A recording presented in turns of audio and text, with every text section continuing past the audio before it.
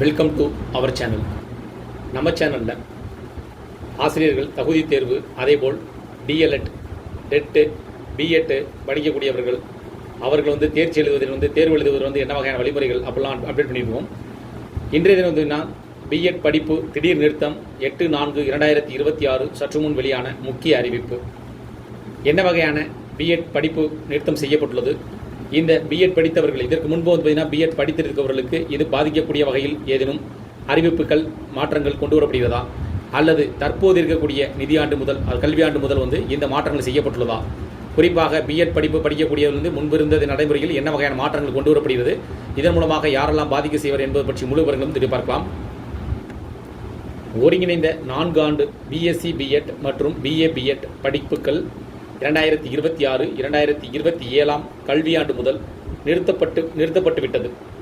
கல்வியியல் கல்லூரிகள் இந்த 4 ஆண்டு ஒருங்கிணைந்த பட்டப்படிப்புகளில் மாணவர் சேர்க்கை மேற்கொண்டால் எந்த விதத்திலும் தமிழ்நாடு ஆசிரியர்கள் கல்வியியல் பல்கலை பொறுப்பேற்காது என அறிவிக்கப்பட்டுள்ளது.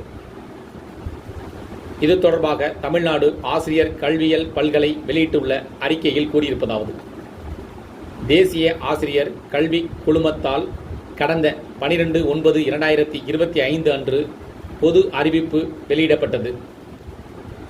இதில் national council of teachers education 2025/1/2024 படியும் 3/7/2025 நாளிட்ட அரசிதழ் அறிவிப்பின் மூலம் மேலும்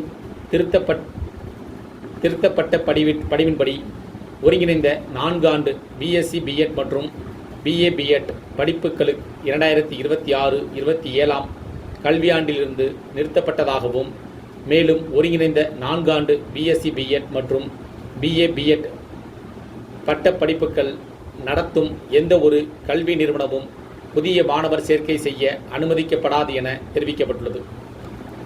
மேற்குறிப்பிடப்பட்டுள்ள தேசிய ஆசிரியர் கல்வி குழுமம் 12/9/2025 அன்று பொது அறிவிப்பின்படி தமிழ்நாடு ஆசிரியர் கல்வியியல் பல்கலைக்கழகத்துடன் இணைவு பெற்று இயங்கும் கல்வியியல் கல்லூரிகள் நடத்தப்படும் ஒருங்கிணைந்த 4 ஆண்டு பிஎஸ்சி பிஎட் மற்றும் பிஏ பிஎட் பட்டப்படிப்புகளில் 2026-2027 கல்வியாண்டு முதல் மாணவர் சேர்க்கை செய்ய வழிவகை இல்லை என தெரிவிக்கப்படுகிறது.